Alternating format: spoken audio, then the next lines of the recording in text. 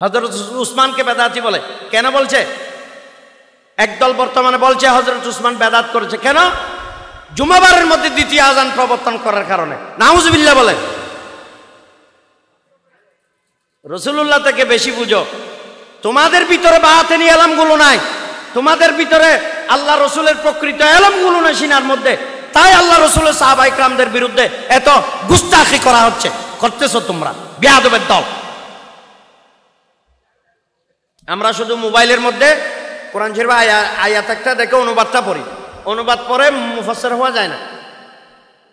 হাদিসের এবারত একটা দিছে, ওখানে নিচে অনুবাদ দিছে, অনুবাদ দিয়ে মুহাদ্দিস হওয়া যায় না। ফিকহের কিতাবের সামান্য এক টুকরা অংশ দিছে, এটা পরে মুফতি হওয়া যায় না। এগুলা ইলমের সমুদ্রের ভিতরে ডুব দিতে হবে, যে মুস্তাগরাকুন ফি বাহরে মারিফাতিল্লাহ। আল্লাহকে চেনার জন্য যেই সমুদ্র দরকার সেই সমুদ্রের ভিতরে ডুব দিতে হবে, তখন ইলমগুলো বুঝে আসবে।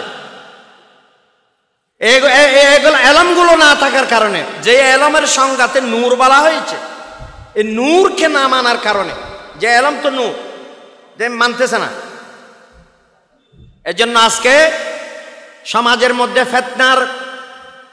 ফিতনা শুরু হয়েছে, যে ইমাম আজমের মতো ব্যক্তিকে গালাগালি করতেছে, ইমাম শাফির মতো ব্যক্তিকে গালাগালি করতেছে, ইমাম আহমদ ইবনে হাম্বলের মতো ব্যক্তি এবং ইমাম মালিক রাহমাতুল্লাহ আলাইহির মতো ব্যক্তি, ইমাম মুহাম্মদ, ইমাম আবু ইউসুফ, ইমাম সরখসি, ইমাম বজদবি রাহমাতুল্লাহ আলাইহিম আজমাইনের মতো ব্যক্তিদেরকে গালাগালি করতেছে বেয়াদবরা।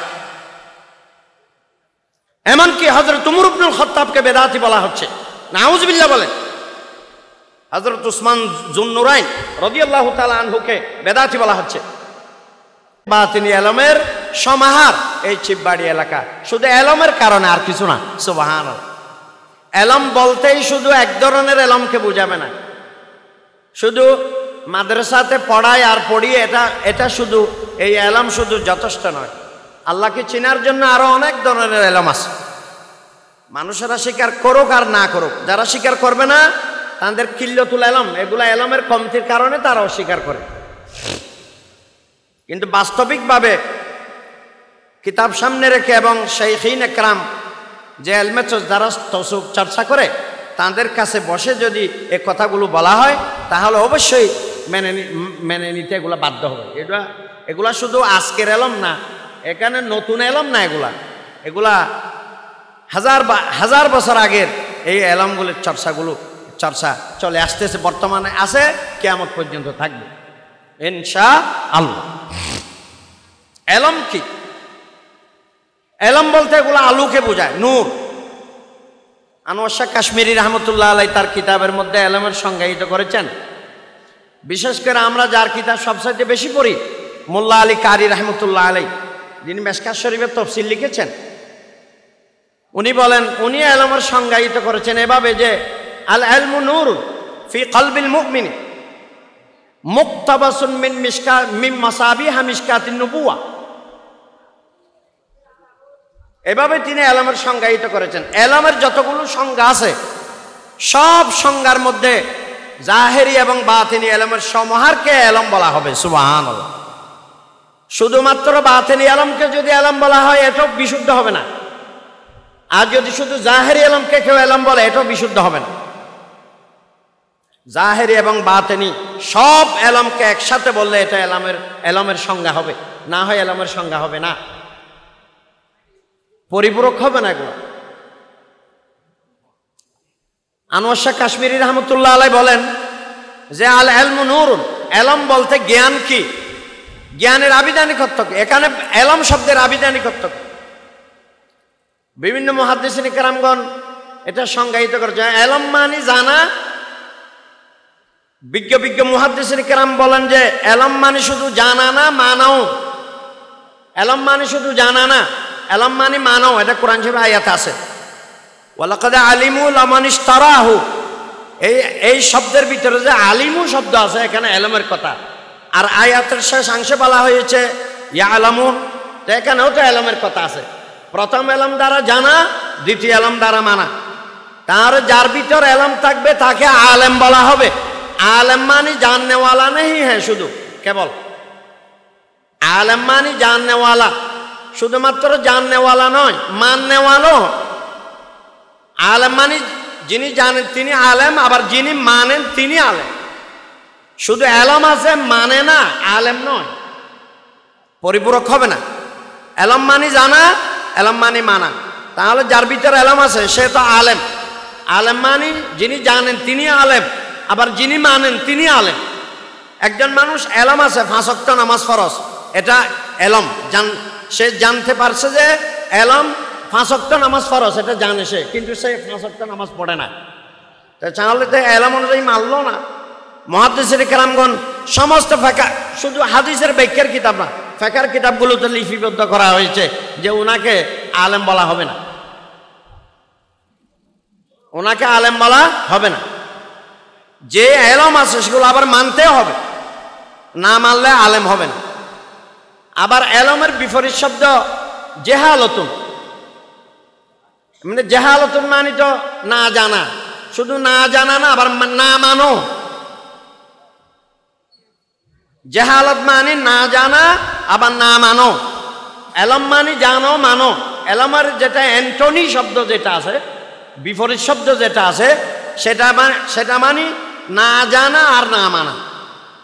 তাহলে যে আলেমের কাছে এলম আছে তার সিনাটা পরিপক্ক, এলমে ভরপুর, কিন্তু একটা আমলও নাই, সে জেহালতের ভিতরে পড়বে, তাকে আলেম বলা হবে না। তার প্রমাণ আল্লাহ রাসূল সাল্লাল্লাহু আলাইহি ওয়াসাল্লাম আবু জাহলিন, তার নাম তো আবুল হাকাম ছিল, জ্ঞান বিজ্ঞানের অধিকারী ছিল সে। কে? যাকে আবু জাহাল বলা হচ্ছে বর্তমানে, সে তো আবু হাকামিন, বুখারীতে আসছে। বুখারী শরীফের মধ্যে আপনার প্রথম খণ্ডের প্রথম পারার মধ্যে যে আবু জাহেলের যে কোনা, আর আরেকটা আছে যে 15 পারার পরে যে কিতাবুল মাগাজিতে বদরের যুদ্ধের সময় যে মাআজ এবং মুআব্বাস ইবনা আফারার 2 সন্তান যে আবু জাহালকে কতল করছিল, তখন তো সে বলছিল যে আনতা আবা জাহলি। আইমাই কেরামগণ আবা জাহাল শব্দ নিয়ে ব্যাপক আকারে ব্যাখ্যা করেছে যে তাকে তো আরবের মধ্যে সবাই বলতো যে আবু হাকমেন, সে তো জ্ঞান বিজ্ঞানের সমাহার ছিল, তার অন্তরের ভিতরে অনেক জ্ঞান ছিল। তারপরে রাসূলুল্লাহ তাকে আবু জাহাল বলার কারণটা কি? যে আল্লাহর হাবিব সাল্লাল্লাহু আলাইহি ওয়াসাল্লাম বলছেন তোমার ভিতরে এলম আছে ঠিক, এগুলো আমরা জানি, কিন্তু তুমি তো মানো না, না মানলে তো আলেম হয় কিভাবে? আবু হাকম হবে না, এটা আবু জাহাল হবে। সুবহানাল্লাহ বলেন। এলম আছে, মানতে রাজি নাই। আমরা জানি, শুধু তাহাজ্জুদের ফজিলত বর্ণনা করি, তাহাজ্জুদ পড়ো। আমরা সবাই তাহাজ্জুদ গুজারি হই না কেন?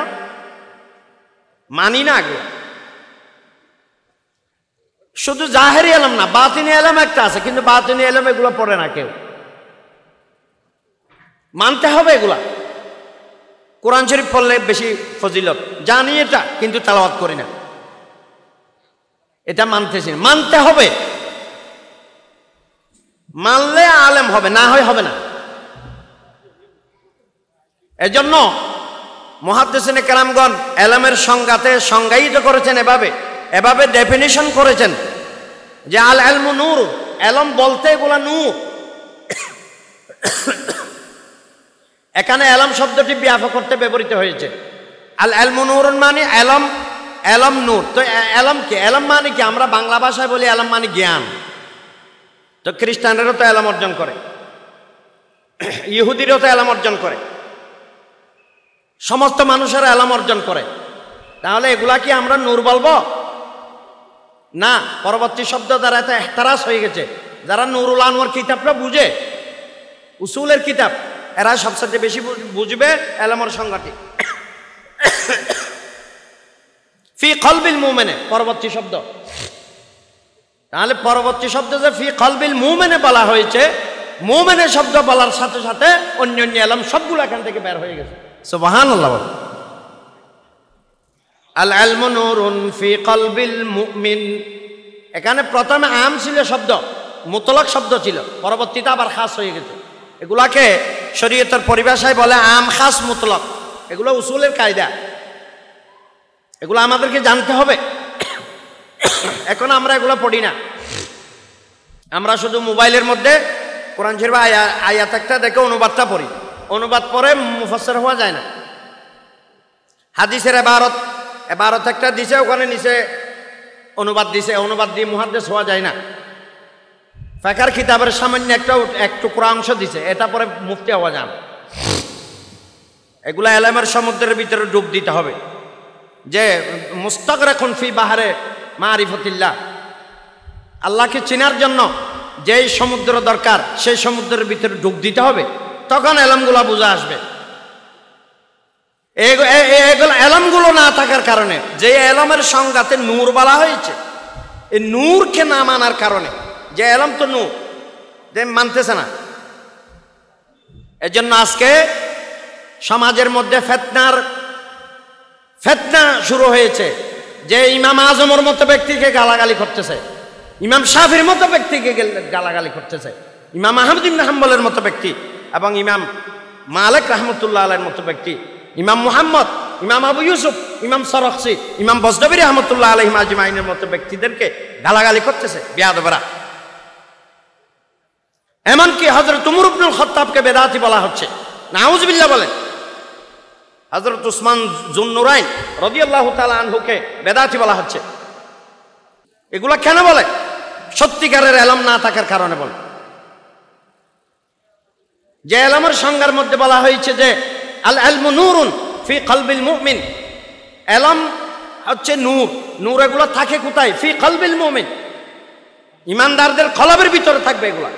তাহলে প্রথমে বলা হচ্ছে এলম মানে জ্ঞান। কোন জ্ঞানকে আমরা আসলে জ্ঞান বলবো? যেগুলা মুমিনের কলবের ভিতরে আছে এগুলাকে বলবো। সুবহানাল্লাহ। তখন ইহুদি নাসারা নাস্তিক্যবাদী সব এখান থেকে বের হয়ে গেছে মুমিন শব্দ বলার কারণে। আবার এলমগুলো কোত্থেকে নিব? কি কোরআন মজিদ থেকে নিব? কোরআন মজিদের এলমকে নূর বলা হয়েছে, নাকি বাইবেলের এলমকে নূর বলা হয়েছে? নিউ টেস্টামেন্ট বলেন, ওল্ড টেস্টামেন্ট বলেন, কোন কিতাব থেকে নিলে এগুলাকে এলম বলা হবে? বলা হচ্ছে যে মুক্তাবাসুন, এই এলমগুলোকে চয়ন করা হবে, যে চয়ন করা হয়েছে এলমকে কোত্থেকে? মিম মাসাবিহা মিশকাতিন নুবুওয়া। সুবহানাল্লাহ বলেন, সুবহানাল্লাহ। মিম মাসাবিহা, বুখারী মুসলিম, যে মিম মাসাবিহা মিশকাতিন নুবুওয়া, আল্লাহর রাসূল সাল্লাল্লাহু আলাইহি ওয়াসাল্লামের যে সিনা মুবারক আছে মিশকাত, মিশকাত এটা হচ্ছে খুদাই জগতের এলমের মরকজ হচ্ছে আল্লাহর হাবিব সাল্লাল্লাহু আলাইহি ওয়াসাল্লামের সিনা মুবারক।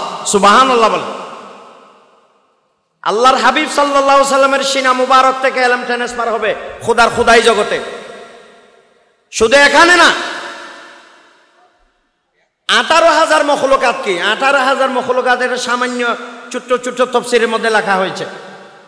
আলামিন শব্দের ব্যাখ্যা যেখানে আছে বিভিন্ন তাফসীরে কবিরে দেখেন, তাফসীরে কবিরের মধ্যে আল্লামা ফখরুদ্দিন রাজি রহমতুল্লাহ আলাইহি আলামিন শব্দের ব্যাখ্যা দিয়েছেন যে আলম কিসको कहते हैं। আলম কি জিনিস? আলম মানে জাহান, বিশ্ব। আলম শব্দের জমা আলমুন, অর্থাৎ আলমিন বা আলমুন, যাই হোক, এখানে কত জগৎ আছে আল্লাহর কুদরতি দরবারে, এগুলার কোন ধরনের সীমারেখা নেই। খুদাই জগৎ যতটুকু আছে সবটুকুতে আল্লাহর হাবিবের সিনা মুবারক থেকে এলম ট্রান্সফার হয় এগুলা। সুবহানাল্লাহ। এজন্য এলমের সংজ্ঞার মধ্যে মুহাদ্দিসিনে কেরামগণ বলেন মিম মাসাবিহা মিশকাতিন নুবুওয়া, নবুয়তের যে মেশকাত মানে থাক। সারাকদানি দেখেন না ওনারা? সারাকদানি সারাক জলে দে হড়ে দানির উয়োর, এ দানি যেটা, সেটাকে বলা হয় মিশকাত।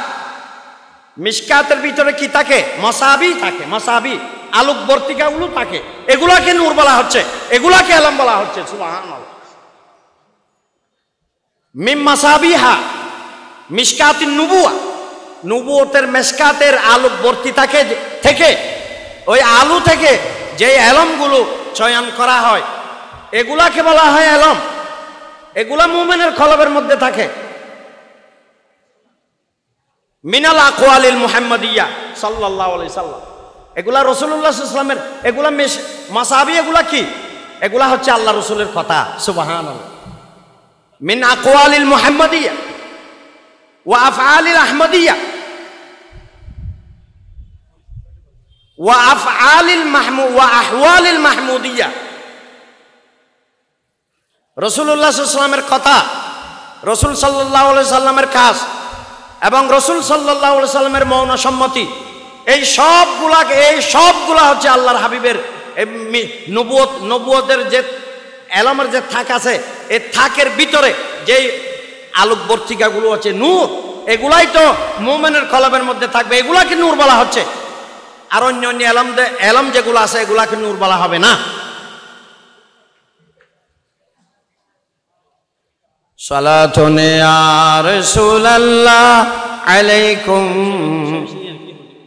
সালামুন ইয়া হাবিবাল্লাহ। ইয়া রাসূল, যে এলম শুধু এলম, এটা ব্যাপক শব্দ, এটাকে নরমাল ভাবলে ভুল হবে, এটা বিশুদ্ধ হবে না। শুধুমাত্র জাহেরি এলমকে এলম বলা হলে এটাও শুদ্ধ হবে না, শুধু বাতিনি এলমকে এলম বলা হলে এটাও শুদ্ধ হবে না। জাহেরি আর বাতিনি, প্রকাশ্য যত ধরনের এলম আছে সবগুলোকে এলমের ভিতরে আনলে এটা এলমের সংজ্ঞা হবে, না হয় হবে না। এজন্য এলমের সংজ্ঞার ক্ষেত্রে বলছিলাম যে আল ইলমু নূরুন ফি কলবিল মুমিন। এখানে আমরা বুঝি যে এলম মানে জ্ঞান, জ্ঞান মানে এখানে সব মানুষের কথা জ্ঞান না। সব মানুষের কথা যদি আমরা নূর হিসাবে জ্ঞান বলি তাহলে এটা ভুল হবে না। নাস্তিকেরাতেও আল্লাহ এবং আল্লাহ রসুলের ব্যাপারে যে মন্দ কথা বলতেছে, তাদের কথাগুলোকে কি আমরা জ্ঞান বলবো? এজন্য যারা এলমের সংজ্ঞা দিয়েছেন তারা আল এলমু বলার সাথে সাথে বলছেন যে ফি কলবিল মুমিন। মুমিন শব্দ বলার সাথে সাথে ওরা চলে গেছে ওখান থেকে, ইহুদি নাসারা খ্রিস্টান, সব নাস্তিক্যবাদিতা এখান থেকে দূর হয়ে গেছে। শুধু মুমিনের কলবের মধ্যে যে নূরগুলো আছে এগুলোকে এলম বলা হয়। আবার অনেক আছে মুমিন কিন্তু কলবের মধ্যে অন্তরের মধ্যে এলম আছে, কিন্তু এলমগুলো কোত্থেকে আসে এটা স্বীকার করেন। এটা স্বীকার না করলে এটা প্রকৃত আলেম হতে পারবে না। যে মুহাদ্দিসিনে কেরামগণ সংজ্ঞাতে বলেছেন যে মিম্মা মুক্তাবাসুন মিম্মা সাবিহা মিশকাতিন নুবুওয়া, এটা রাসূলুল্লাহ সাল্লাল্লাহু আলাইহি ওয়াসাল্লামের সিনা মুবারক থেকে আসবে, এগুলা এটা বিশ্বাস রাখতে হবে। ইন্নামা আনা কাসিমুন ওয়াল্লাহু ইউতি, এটা সহিহ বুখারী শরীফের হাদিস। আল্লাহ রাসূল বলেন এলমের বন্টনকারী আমি, এলম দান করবেন আল্লাহ। আল্লাহ সুবহানাহু ওয়া তাআলার দেওয়া যতদিন থাকবে, রাসূলুল্লাহর বন্টন করা ততদিন থাকবে। সুবহানাল্লাহ। এগুলা ডিপলি গভীরভাবে কিতাবগুলো স্টাডি করতে হবে, যে আমরা এগুলা পড়ি না। বায়তুল শরফের মরহুম পীর সাহেব কেবলা রাহমাতুল্লাহ আলাইহি উনি বলতেন, উনি প্রায় সময় বলতেন যে আমিও তো ওনার থেকে পড়েছি, কিছুদিন সুযোগ হয়েছিল ওখানে বায়তুল শরফে, যে কিছুদিন হুজুর থেকেও আমি সবক নিয়েছিলাম। শামাইল তিরমিজির কিছু অংশ আমি পড়েছিলাম তার কাছে, যে কুতুবউদ্দিন রাহমাতুল্লাহ আলাইহির কাছে। উনি প্রায় সময় বলতেন যে আল্লাহ দিয়ানি যতদিন তাইবে হদে ওয়া রাসূল পাকের বাড়া নিয়ে ততদিন তাইবে। সুবহানাল্লাহ। ইন্নামা আনা কাসিমুন ওয়াল্লাহু ইউতি, ইউতিতে ফাইলে মুজারা,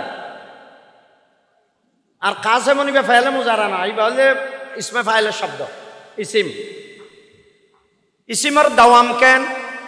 ইসিম তো দাওয়ামের দালালত করে,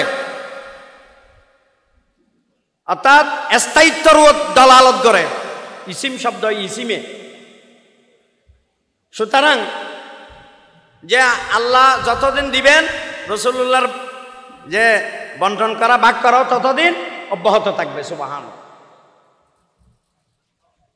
এটা এগুলা জাহেরি ভাবে হোক আর বাতিনি ভাবে এগুলা বিশ্বাস করতে হবে। এগুলা না থাকার কারণে আজকে হযরত উমরকে গালাগালি করছে, এই এলমগুলো না থাকার কারণে। হযরত উমরকে বেদাতি বলছে। কেন বেদাতি বলছে?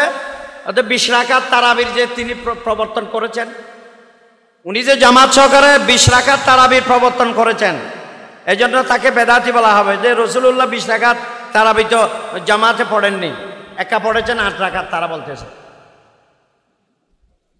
আচ্ছা, কোন ধরনের বেয়াদব এগুলা?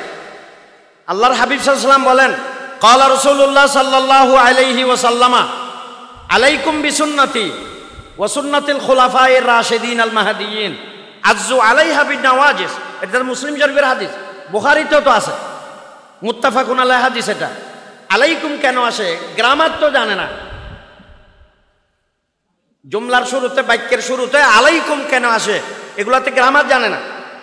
গ্রামার কোত্থেকে জানবে? মোবাইল একটা হাতে নিয়ে বাংলাটা পড়বে, বাংলাটা চেপে ধরলে আর আরবিতে অনুবাদ করতে পারে না। আর এখন কিতাব বুঝে কিরকম, বাংলার মধ্যে 1 আঙ্গুল দিবে, আরবির মধ্যে 1 আঙ্গুল দিবে। এগুলা আরবি তো আবার বাংলা তো। বাংলা যদি অনুবাদ করা না হয় কিতাব বুঝবেও না, তাকে পাওয়াও যাবে না কিতাবের সামনে।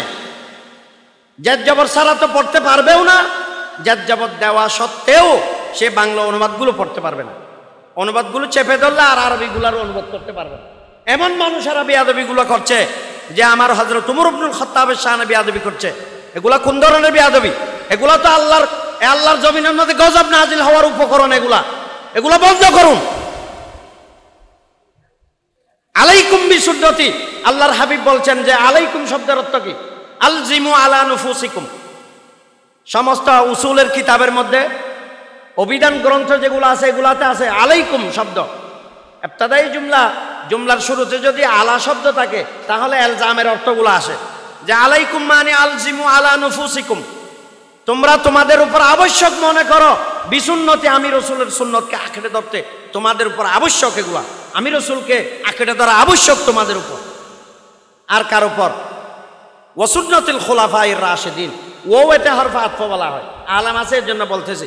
কিসের উপর আতফ হয়েছে? আলাইকুমের উপর আতফ করা হয়েছে। এটা তার মানে আলাইকুম বিসুন্নতি খুলাফায়ে রাশিদিন আল মাহদিয়িন আযু আলাইহা বিল নাওয়াজিজ। আল্লাহ রাসূল বলেন, আমার খুলাফায়ে রাশিদিন যারা, তাদের বিধানকে, তাদের সুন্নতকে তোমরা আঁকড়ে ধরো, আঁকে তোমরা আবশ্যক মনে করো। সুতরাং আযু আলাইহা বিন নাওয়াজিজ, খুলাফায়ে কিরামদের সুন্নতকে কেড়ে নেওয়ার জন্য অনেক মানুষের পায় তারা করবে। সুতরাং তোমরা এগুলা কান দিবে না। তোমরা এই যে শক্ত দাঁতগুলো আছে, আমরা যে মারির দাঁত বলি, মারির দাঁত দিয়ে হরাই ধরো, ছুড়াইলো যাইনা পারে পান। সুবহানাল্লাহ। আযু আলাইহা বিন নাওয়াজিজ, শক্ত দাঁতগুলো দ্বারা রাসূলুল্লাহ এবং আমি রাসূল এবং আমার সাহাবায়ে কিরামদের সুন্নতকে তোমরা মজবুতভাবে আঁকড়ে ধরো। সাহাবায়ে কিরামদের শানে বেয়াদবি বন্ধ করো। হযরত উমরকে বলে বেদাতি। قال رسول الله صلى الله عليه وسلم أبو بكر في الجنة وعمر في الجنة وعثمان في الجنة وعلي في الجنة وطلحة في الجنة والزبير في الجنة وسعيد بن زيد في الجنة وسعد بن أبي وقاص في الجنة وعبد الرحمن بن عوف في الجنة وأبو عبيدة بن الجراح في الجنة. الله أكبر. तिरमिजी शरीफ की रवायत है, এটা সহিহ তিরমিজি শরীফের হাদিস।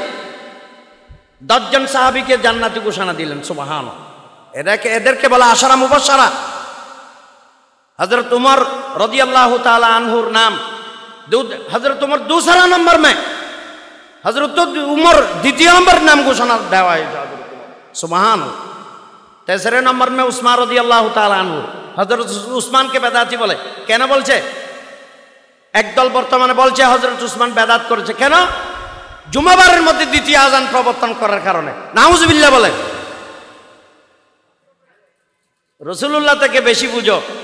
তোমাদের ভিতরে বাতিনি ইলমগুলো নাই, তোমাদের ভিতরে আল্লাহ রাসূলের প্রকৃত ইলমগুলো নাই সিনার মধ্যে, তাই আল্লাহ রাসূলের সাহাবায়ে কিরামদের বিরুদ্ধে এত গুস্তাখি করা হচ্ছে, করতেছো তোমরা বেয়াদবের দল। এগুলো বন্ধ করো। আর আল্লাহর হাবিব সাল্লাল্লাহু আলাইহি ওয়াসাল্লাম ইরশাদ করেছেন যে আমার পরে যদি নবুয়তের ধারাবাহিকতা যদি অব্যাহত থাকতো, তাহলে আমার পরে যদি নবী হওয়ার যোগ্যতা রাখতো ইনি তো হযরত উমর ইবনুল খাত্তাব। সুবহানাল্লাহ। সেই উমরের শানে বেয়াদবি করো। আর আল্লাহর রাসূল সাল্লাল্লাহু আলাইহি ওয়াসাল্লামের দুইজন নূর, দুজন কলিজার টুকরা মেয়েকে হযরত উসমানের সাথে বিবাহ দিয়েছিলেন, একজন ইন্তেকালের পরে আরেকজন। যে আল্লাহ রসুল একদিন যে এমন কথাটা বলছিলেন, আমার যদি আরেকজন মেয়ে থাকতো আমি সেটাও হযরত উসমানকে দিতাম। সুবহান। হযরত উসমানকে ফেরেশতারা পর্যন্ত সম্মান করতেন। সুবহান। এরকম আজকে বিজ্ঞ যে সাহাবায়ে কেরামদেরকে গালমন্দ করা হচ্ছে, সাহাবায়ে কেরামদের উপর দোষারোপ করা হচ্ছে। উলাইকা হুমুল মুমিনুনা হাক্কা লাহুম দারাজাত ইনদা রাব্বিহিম। ইমানদারদের কাতারে ইমানদারদের এক নম্বর কাতারে আছে সাহাবায়ে কেরাম রিদওয়ানুল্লাহি তাআলা আলাইহিম আজমাইন, রাদিয়াল্লাহু আনহুম ওয়া রাদু আনহু যালিকা লিমান খাশিয়া রাব্বা। সমস্ত সাহাবায়ে কেরাম আল্লাহর উপর রাজি হয়ে গেছেন, আল্লাহ তাদের উপর রাজি হয়ে গেছেন। সুবহানাল্লাহ। এখানে তান তশনি করার কি আছে যে হযরত ওমর শানে বেয়াদবি করো? এগুলা আমাদেরকে সমস্ত আলেমদেরকে এই কথাগুলো বলতে হবে, না হয় আল্লাহর গজব নাজিল হবে জমিনের মধ্যে। সাহাবায়ে কেরামদের শানে বেয়াদবি করা হলে, নবী ওলিদের শানে বেয়াদবি করা হলে, আল্লাহর ওলিগণের সাথে বেয়াদবি করা হলে আল্লাহ জমিন এটা রাখবে না। আমাদের কারণে জমিন এটা টিকে নাই। শেষ রাত্রে উঠে কান্নাকাটি করে যে সমস্ত বান্দারা, তাদের কারণে আসমান আবার জমিন এই পর্যন্ত আছে। সুবহানাল্লাহ।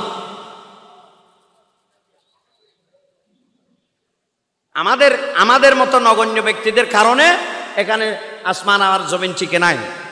শেষ রাত্রে যারা কান্নাকাটি করে, তাহাজ্জুদ গুজারি, শেষ রাত্রে উঠে উম্মতে মুহাম্মাদের জন্য গুনাহ মাফ চায় আল্লাহর ওলিগণ, শেষ রাত্রে উঠে, তাদের কারণে আসমান জমিন আছে, তাদের কারণ আছে।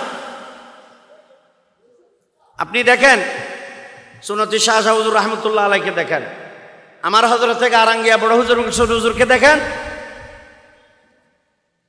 বাইতুল শরফের বড় হুজুর মীর মুহাম্মদ আখতারুল কাদেরী রহমতুল্লাহ আলাই তাকে দেখেন, হযরত শাহ সুফি আল্লামা আব্দুল জব্বার রহমতুল্লাহ আলাই ওনাকে দেখেন, বাহরুল উলুম ওয়াল ফুনুন উস্তাজি আল মুকাররম আল্লামা কুতুবউদ্দিন রহমতুল্লাহ আলাই তাকে দেখেন। আপনার কি এলম। আর বর্তমানও যিনি আছেন যে বাইতুল শরফের রাহবার পীরে কামেল হযরত শেখ আল্লামা আব্দুল হাই নদভী মাদ্দাজিল্লাহুল আলী, ওনার কাছে বেদাত শিরিকের কোনো স্থান নাই।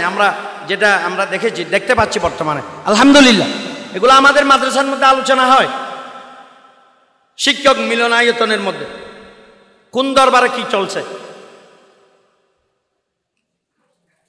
এক নম্বরে নেওয়া হয়েছে বাইতুল শরফ দরবারকে। সুবহানাল্লাহ বলেন। চিপবাড়ি এত সুন্দর হওয়ার কারণ বাইতুল শরফের সাথে সম্পর্কের কারণ। সুবহানাল্লাহ। এখানে আল্লাহর ওলিদের কদম পড়েছে, এগুলা সব এলম থেকে আসবে। আবার এলমের সংজ্ঞার মধ্যে আরেকজন বলছেন, উনি যে মোল্লা আলী কারি রহমতুল্লাহ আলাই যেটা বলেছেন এলমের সংজ্ঞা, সেটা আবার আনোয়ার শাহ কাশ্মীরি রহমতুল্লাহ আলাই বলেছেন। আরেকজন আল্লাহর ওলি যিনি উমদাতুল কারির লেখক, যিনি যে বুখারী শরীফের তাফসীরের কিতাব যিনি লিখেছেন, আল্লামা বদরুদ্দিন আইনি রহমতুল্লাহ আলাই, ওনার কিতাবের মধ্যে এলমের সংজ্ঞায় যে ইমাম বুখারী রহমতুল্লাহ আলাই যে এলমের যে চ্যাপ্টার করেছিলেন, ফাআলামু শব্দের যে হাসিয়া যারা হাসিয়া অর্থাৎ টিকাগুলো যারা লিখেছেন, পাদ টিকা নিচে এগুলা এলমের সংজ্ঞাটা দেয়া হয়েছে। যে এলম কি? আল ইলমু হুয়া নূরুন, যে এলম এগুলা নূর। এগুলা কোন ধরনের নূর? হযা ইয়াকযিবুহুল্লাহ ফি কলবে মান ইউহিব্বুহু। এলম বলতে এগুলা নূরকে বুঝাবে। নূর এগুলা থাকবে কোথায়? ফি কলবে মান ইউহিব্বুহু, মান ইউহিব্বুহুল্লাহ, আল্লাহ যাকে ভালোবাসেন তার কলবের মধ্যে ডালবেন এলমগুলো। সুবহানাল্লাহ। আর কাউকে দেবেন না এগুলা। আল ইলমু হুয়া নূরুন ইয়াকযিফুহুল্লাহু ফি কলবে মান ইউহিব্বুহু, মান ইউহিব্বুহুল্লাহ। আল্লাহ যাকে ভালোবাসবেন মহব্বত করবেন তার কলবের মধ্যে ডালবেন এগুলা। মসন্ড আই গরি গরি তার কলবত এলাম ডালিব না আল্লাহ, রাতে উড়ে হাতে দে উনার কলবত ডালিব দে সুবহানাল্লাহ। মান ইউহিব্বুহুল্লাহ, আল্লাহ যাকে ভালোবাসেন তার কলবের মধ্যে কসফ করবেন, কসফ ডালবেন, ঢেলে দিবেন। ওয়া আল্লামনাহু মিন লাদুন্না ইলমা, এটা কোরআন শরীফে আছে আয়াত। ওয়া আল্লামনাহু মিন লাদুন্না ইলমা। কতগুলো এলম আছে এগুলা উস্তাদদের কাছে গিয়ে এগুলা অর্জন করতে হয়, যেগুলো আমরা মাদ্রাসা বর্তমানে পড়াচ্ছি, হাদিস পড়তেছি পড়াচ্ছি, তাফসীর পড়ছি পড়াচ্ছি, নাহু সরফ বালাগাত ফাসাহাত এগুলা পড়া হচ্ছে পড়তেছি। এগুলাকে বলা হবে যে কসবি এলম, কসবি কসবি এগুলো অর্জন করতে হয় এগুলা। আর কতগুলো আছে আল্লাহ এমনিতে ঢেলে দিবেন অন্তরের মধ্যে। কাকে ঢালবেন? কার পড়ার উপর ঢালবেন? এই যে জাহেরি এলমের চর্চা করতেছে ওখানে আল্লাহ যাকে ভালোবাসবেন তার অন্তরের মধ্যে ঢালবেন এগুলা সুবহান। ওয়া আল্লামনাহু মিন লাদুন্না ইলমা, ওখানে ওয়া আল্লামনাহু, হু জমিরের মর্যা, হু জমিরের মর্যা গেছে ওই যে খিজির আলাইহিস সালামের দিকে। এগুলা তো কোরআন শরীফের আয়াত খাস ভাবে নাজিল হয়েছে, কিন্তু এগুলার বিধান হবে আম। কোরআন শরীফের ব্যাপক অর্থ, কোরআন শরীফের শুধু অনুবাদ একটা আছে এটা না, শুধু হাজার হাজার লক্ষ লক্ষ একটা শব্দের অর্থ আছে। আমি বুঝে ফেলছি সবগুলো এরকম না। আমরা যে কোন একটা বিষয় নিয়ে কথা বললে এগুলা বেদাত, এগুলো করা যায় না, এগুলা কি এর বেদাত হস, ওটা তুই আগাগুড়া বেদাত ফিন্দি পড়িস কে বেদাত হবে, বেদাত না। তরিকতে বায়াত বললে এটা বেদাত বলে। এগুলা রাসূলুল্লাহর যুগে ছিল না, সাহাবায়ে কেরামদের যুগে ছিল না। তারা বলে যে এগুলা কেমনে বলো? বায়াতুর রিদওয়ান, বায়াতুল জিহাদ, বায়াতুল ইবাদত এগুলা কোথায় যাবে? এগুলা বুখারী শরীফের মধ্যে আছে। বুখারী শরীফ তোমরা পড়াও, আমরা যে ছাত্রদেরকে পড়াই বুখারী শরীফ। মুসলিম শরীফের মধ্যে বাপ বাঁধা হয়েছে যে সূরা মুমতাহানার শেষের দিকে, সূরা মুমতাহানের শেষের দিকে বায়াতের উপর কোরআন শরীফের আয়াতগুলো নাজিল হয়েছে। এগুলো কেন পড়ো না? না পড়ে কথা বলবে না। বায়াতগুলো হারাম, বায়াতগুলো বেদাত, বায়াতগুলো জায়েজ না। কিভাবে বলে এই কথাগুলো? অথচ রাসূল করিম সাল্লাল্লাহু আলাইহি ওয়াসাল্লাম কোন কোন সময় সাহাবায়ে কেরামদেরকে বলছেন তোমরা আমার দিকে আসো, হাতগুলো লম্বা করো। মুসলিম শরীফের হাদিস, যে সাহাবায়ে কেরাম বললেন যে আমরা কেন হাতগুলো লম্বা করব? অর্থাৎ তোমরা বায়াত গ্রহণ করো। ইনারা বলতেছেন যে আমরা তো মুসলমান, আমরা তো ঈমান এনেছি, আবার বায়াত কিসের? ঈমান এনে কি রো নামাজ ফাঁসতে পারো জিয়ান রুরা ঈমান এনে দেনা নামাজ জিন্দেগি নসারিবা দিয়ান রু বায়াত হবা সুবহানাল্লাহ। আবার কোন কোন সময় সাহাবায়ে কেরামগণ আল্লাহ রাসূলের কাছে গিয়ে বলছেন ইয়া রাসূলুল্লাহ আমরা বায়াত হতে চাই সুবহানাল্লাহ। তারা হাতগুলো বিছিয়ে দিয়েছে। খন্দকের যুদ্ধের সময়, যেটাকে আমরা পরীক্ষা খননের যুদ্ধ বলি, খন্দকের যুদ্ধ যেটাকে আমরা খন্দক বলি, পরীক্ষা খননের যুদ্ধ, এগুলো বুখারী শরীফের মধ্যে লম্বা করে কথাগুলো দেওয়া আছে। বুখারী শরীফের কোন জায়গায় আছে? কিতাবুল মাগাজির মধ্যে আছে। এগুলা যুদ্ধ বিগ্রহ পর্ব যেটা আছে ওখানে আছে। মিশকাতুল মাসাবি কিতাব এগুলো তো সবাই পড়ে। মিশকাতুল মাসাবি কিতাবের মধ্যে আছে কিতাবুল আদাবের মধ্যে বাবুল বয়ান ওয়া শায়, এই চ্যাপ্টারের মধ্যে আছে খন্দকের যুদ্ধের ঘটনা। যে খন্দকের যুদ্ধের পরামর্শদাতা ছিলেন হযরতে সালমান ফারসি রাদিয়াল্লাহু তাআলা আনহু, যার বয়স ছিল 250 বছর। কয় বছর? সালমান ফারসির বয়স 250 বছর। ইমাম বুখারী লিখছেন যে বুখারী শরীফের প্রথম খণ্ডের শেষের দিকে অর্থাৎ 14 পারার শেষে যে বাবু কবুলে ইসলামে সালমান ফারসি রাদিয়াল্লাহু তাআলা চ্যাপ্টারও আছে। ইমাম বুখারী এটা চ্যাপ্টার বেঁধেছেন যে সালমান ফারসির ইসলাম গ্রহণের ঘটনাটা, যে এখানে ইমাম বুখারী লিখছেন যে সালমান ফারসি নিজে বলছিলেন আনা মিন রামা হুরমুজ মিন ফারস, আমি পারস্য দেশের রামা হুরমুজ গ্রামের অধিবাসী। তিনি নিজে দাবি করছিলেন যে আমার বয়স বর্তমানে 250 বছর সুবহানাল্লাহ। নিসফু হাফিল জাহেলিয়া ওয়ানিসফুহা ফিল ইসলাম। 125 বছর আমি জাহালতে কাটিয়েছি, 125 বছর পরে আমি ঈমান গ্রহণ করেছি। সুবহানাল্লাহ। নিসফুহা ফিল জাহেলিয়া ওয়া নিসফুহা ফিল ইসলাম। অর্ধেক জাহালতের মধ্যে আর অর্ধেক কোথায়? ইসলামের মধ্যে। তখন ফরিকা কোনের যুদ্ধের সময়, খন্দকের যুদ্ধের সময় যে সালমান ফারসি রাদিয়াল্লাহু তাআলা রাসূলুল্লাহকে বলছিলেন যে আল্লাহ রাসূল তো পরামর্শ করেছিলেন সকলের কাছে, তখন পরামর্শ দিয়েছিলেন উন্নত মানের শব্দ দিয়ে সালমান ফারসি রাদিয়াল্লাহু তাআলা। তিনি বলছিলেন যে 10 হাত চওড়া আর 10 হাত গভীর, 10 হাত চওড়া আর 10 হাত গভীর একটা লম্বা একটা পরীক্ষা খনন করেন। বুখারী শরীফের মধ্যে সরাসরি ভারতের মধ্যে কথাটা নাই যে 10 হাতের কথা, কিন্তু হাসিয়ার মধ্যে আছে। যিনি বুখারী শরীফের যারা ভাষ্যকার তাদের কিতাবের মধ্যে এগুলো দেখা যায় যে 10 হাত গভীর 10 হাত চওড়া এরকম একটা পরীক্ষা খনন করে দেন। আমি আরবের মধ্যে সবাইকে চিনি, তারা আপনাকে মদিনা শরীফের দিকে যদি তারা আক্রমণ করতে আসে তাহলে 10 হাত চওড়া যেটা আর 10 হাত গভীর যেটা পরীক্ষা, এটা লাভ দিয়ে তারা ওই পারে আসতে পারবে না। আর আসলেও তো আমি পাশে থাকবো তরবারি নিয়ে, হঁসু হাড়া দিম তো হঁসু হাড়া কাভার এটা কেন ফারাইছা। সুবহানাল্লাহ বল, হঁসু হাড়া দিম। শেষ পর্যন্ত সালমান ফারসি রাদিয়াল্লাহু তাআলা আনহুর এই পরামর্শটা রাসূলুল্লাহ সাল্লাল্লাহু আলাইহি ওয়াসাল্লামের কাছে এত প্রণিধানযোগ্য হলো যে আল্লাহ রাসূল সাল্লাম সাথে সাথে সাহাবায়ে কেরামদেরকে বলছেন যে আপনারা প্রস্তুত হন যে পরীক্ষা করার জন্য আমার সালমান ফারসির এই যে পরামর্শ এটার উপর আমি একমত। সুবহানাল্লাহ। তখন 10 হাত চওড়া আর 10 হাত গভীর করে একটা পরীক্ষা খনন করছে।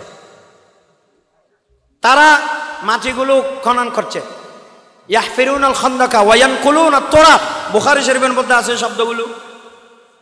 তারা পরীক্ষা করে ওয়া ইয়ানকুলুনাত তুরাব, মাটিগুলো স্থানান্তরিত করছে।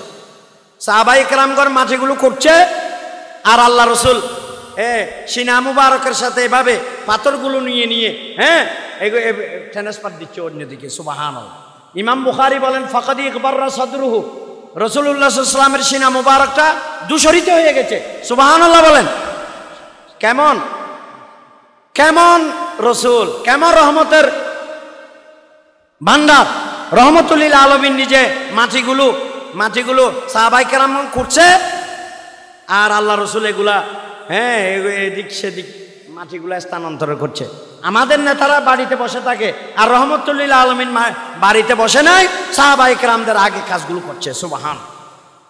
এই রহমতের নবী, দয়াল নবী, বান্দার নবী জনাবে মুহাম্মদুর রাসূলুল্লাহ সাল্লাল্লাহু। ইমাম বুখারী বলছেন ফাকাদ ইগবাররা সাদরুহু, আল্লাহ রাসূলের সিনা মুবারক দূষিত হয়ে গেছে।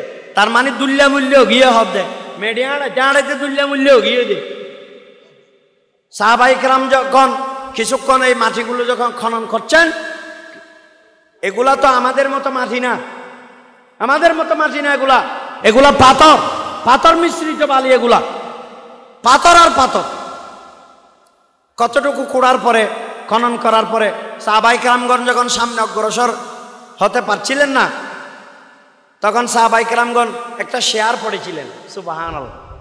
গান গাইয়ে দে রে, গান খলি বুঝন না মানে শেয়ার খলি না বুঝে, গান খলি বুঝে দে।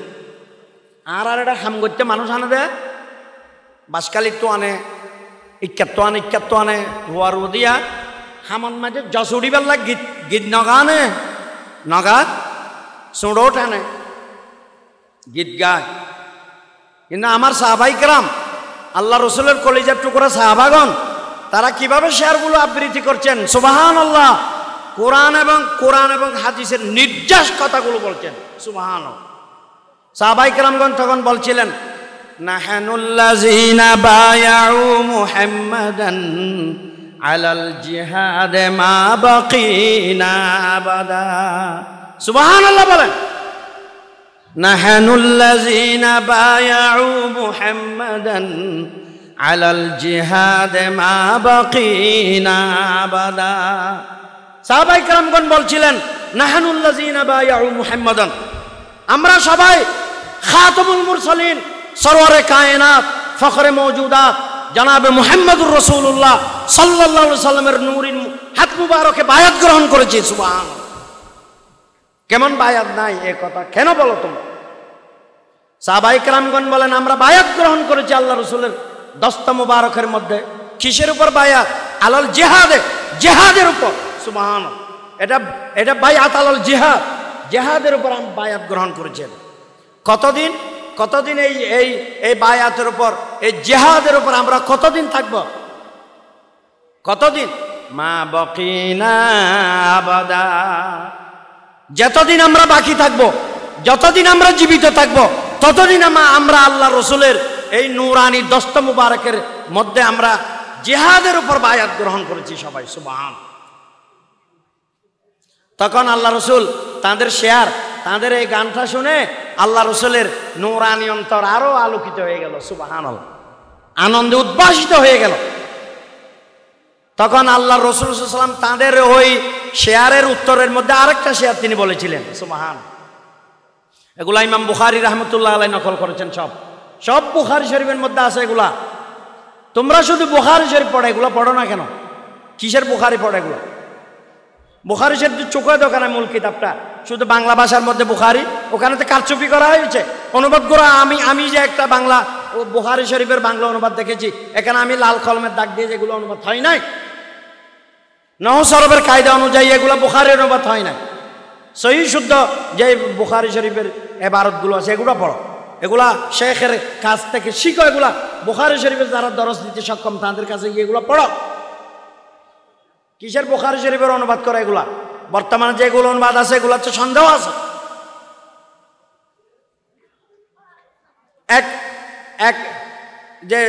এক পাবলিকেশন থেকে সাফাই করছে যে জিয়াফতের নিয়াহাতের কথা একটা জিয়াফতের মধ্যে লিখে দিছে, জিয়াফতের একটা কথা নিয়াহাতের মধ্যে লিখে দিছে। এগুলা কোন ধরনের অনুবাদ করো তোমরা? মুহাদ্দিসিন কেরামগণ এখনো জমিনে আছে, বেয়াদবি বন্ধ করো তোমরা। বুখারী শরীফের শানে বেয়াদবি করবা, উমর ইবনুল খাত্তাবের শানে বেয়াদবি করবা, হযরত উসমানের শানে বেয়াদবি করবা, বেয়াদব। আউলিয়া কেরামের শানে বেয়াদবি, এগুলো বন্ধ করো। তখন আল্লাহর রহমান নাজিল হবে এখানে। সাহাবায়ে কেরামগণ যখন এই কথা বলছিলেন, নাহানুল্লাযিনা বায়াউ মুহাম্মাদান আলাল জিহাদে মা বাকিনা আবাদা, এই কথা যখন তিনি বলছিলেন, সাথে সাথে আল্লাহর হাবিব সাল্লাল্লাহু আলাইহি ওয়াসাল্লাম তাদের উত্তরে বলছিলেন, আল্লাহুম্মা লা আইশা ইল্লা আইশাল আখিরা ফাগফিরিল আনসারা ওয়াল মুহাজিরা, ফাগফিরিল আনসারা ওয়াল মুহাজিরা। আল্লাহর রাসূল সাহাবায়ে কেরামদেরকে বলছিলেন যে আল্লাহর কাছে দোয়া করছিলেন তাদের জন্য, আল্লাহুম্মা লা আইশা, আল্লাহ কোনো আরাম নাই, কোনো শান্তি নাই, কোনো আইশ নাই, কোনো সুখ নাই, ইল্লা আইশাল আখিরা, আখিরাতের আরাম ছাড়া, আখিরাতের আইশ ছাড়া আর কোনো আরাম নাই। সুতরাং ফাগফিরিল আনসারা ওয়াল মুহাজিরা, সুতরাং আমার সাথে যারা এখানে পরীক্ষা খনন করছে সমস্ত আনসার এবং মুহাজির কিরামদের সমস্ত গুনাহ আপনি ক্ষমা করে দেন। সুবহান। এগুলা মজার পড়া। আমি যে কথাগুলো বলতেছি এগুলো অত্যন্ত মজার পড়া, এগুলা মজার, এগুলা জাহেরি এবং বাতিনি ইলমের নির্দেশ কথাগুলো বলছি আমি। সুতরাং আজকে চিপবাড়িবাসী ধন্য, যেহেতু এখানে বাইতুল শরফ দরবারের সাথে সম্পৃক্ততা। আমি এখানে 7 বছর, প্রায় 7 বছর 2 মাস আমি এখানে চাকরি করেছি। প্রত্যেক বছর আল্লামা কুতুবউদ্দিন রাহমাতুল্লাহ আলাইহি প্রতি বছর এখানে আগমন করেছিলেন, আলহামদুলিল্লাহ। এর আগে শাহ সুফি আল্লামা আব্দুল জব্বার রাহমাতুল্লাহ আলাইহি, এর আগেরটা তো আমরা জানবো না। সুতরাং এটা আল্লাহর ওলিগণের কদম মুবারক, এখানে মাটিগুলো ধন্য হয়ে গেছে, আলহামদুলিল্লাহ। এজন্য সিটবাড়ি অধিবাসীরা এত উন্নত এবং দিনমুখী, ধর্মমুখী। না হয় ধনী তো অনেক জায়গায় তো ধনী আছে, কিন্তু তারা ধর্মপ্রাণ নয়। আজকে তারা ধর্মপ্রাণ হওয়ার কথা, এখানে মকবুল একটা দরবারের সাথে সম্পৃক্ততা থাকার কারণে। সুবহানাল্লাহ বলেন।